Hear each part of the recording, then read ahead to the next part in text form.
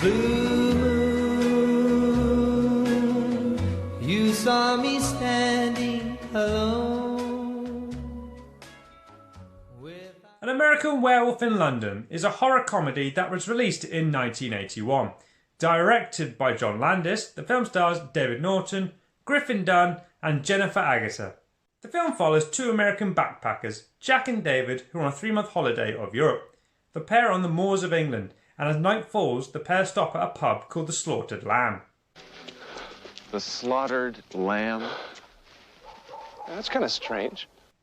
After an awkward encounter at the pub, the locals issue the pair with a warning. Stay on the road. Keep clear to the moors. Beware the moon, lads. But the pair wander off-road onto the moors and are suddenly attacked by a creature. Jack is killed and David is severely injured. David then awakens 3 weeks later in hospital, only to find that his story is met with disbelief as he tries to explain that they were attacked by a wolf. But an undead Jack then appears to David and explains that they were attacked by a werewolf, and that in 3 days' time he will become a werewolf unless he kills himself, which David doesn't believe. But with the full moon fast approaching, David soon realises that he may be cursed. Kicking off with the good, John Landis does an awesome job, not with only directing, but with the script. The film has a great blend of horror and comedy, and there are moments in this film where you're unsure, should I be laughing or not?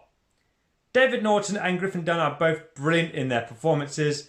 They have really good chemistry, and it's clear to see that these characters have been best friends for a long time. Jennifer Agutter is absolutely gorgeous as Nurse Alex Price, and having David not fall in love with her would have been a huge plot hole. I have to bring up the amazing practical effects done by the legend himself, Mr. Rick Baker. This transformation scene is one of the best uses of practical effects ever put to screen. The scene itself is under full lighting, so there's no way they could hide anything.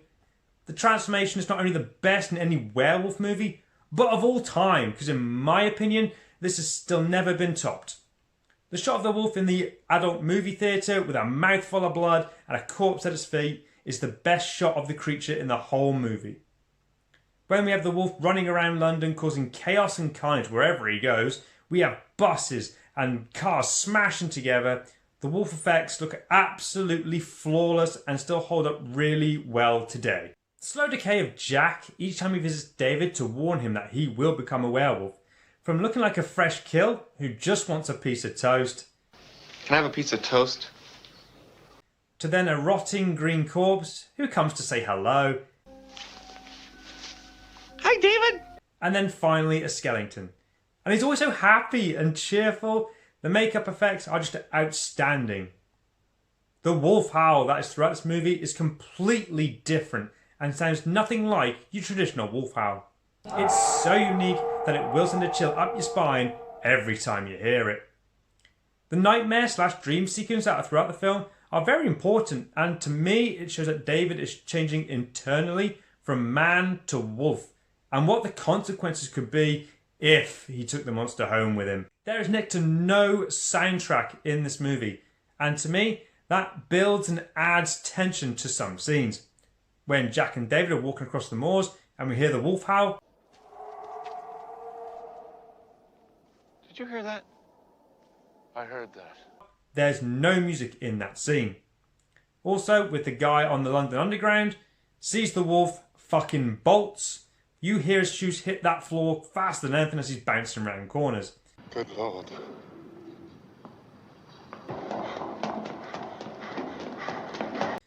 But we do have songs throughout the film that have the word moon in the title, such as Blue Moon, which plays at the start, Moon Dance, and most famously, Bad Moon Rising. Now, here's a little bit of trivia for everyone that I'd like to share. On the adult movie theatre board, it says, "See you next Wednesday." This appears in a lot of John Landis' films, such as The Blues Brothers,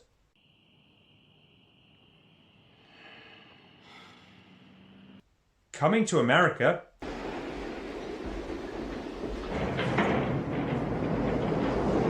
and Trading Places. I don't do drugs. This is a nice little nod not only to 2001 A Space Odyssey, where someone says it in a certain scene, See you next Wednesday. But John Landis wrote a script treatment called See You Next Wednesday, but it never got picked up. On to my mixed, and I only have like a very small issue with the movie, that there's some things that are never fully explained. Such as, is Jack really there, or is it all in David's head? But we do have one sequence later where Jennifer Agutt's character tells David that she heard voices. How can a werewolf be killed by normal bullets and no need of a silver bullet? Oh, be serious, would you? Okay, maybe I'm just nitpicking here. My final thoughts. I highly recommend An American Werewolf in London.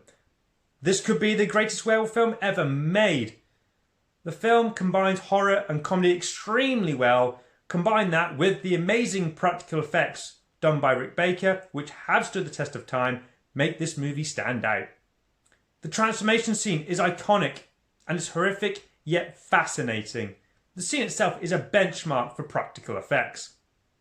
All the cast give really good performances and deliver, but Griffin Dunne for me steals the show as he acts his ass off under all that makeup. The movie does a good job in exploring themes such as survivor's guilt and mental illness. So if you enjoy movies, especially horror films, and you've not seen this film, I strongly suggest you check this out because you'll fucking love it. My rating for An American Werewolf in London is 9.5 out of 10. Please join me in the comment section below to share your opinions. If you're new here and you've enjoyed the review, please subscribe to the channel to help make it grow. Beware the moon. As always, thanks for watching and I hope to catch you at my next review.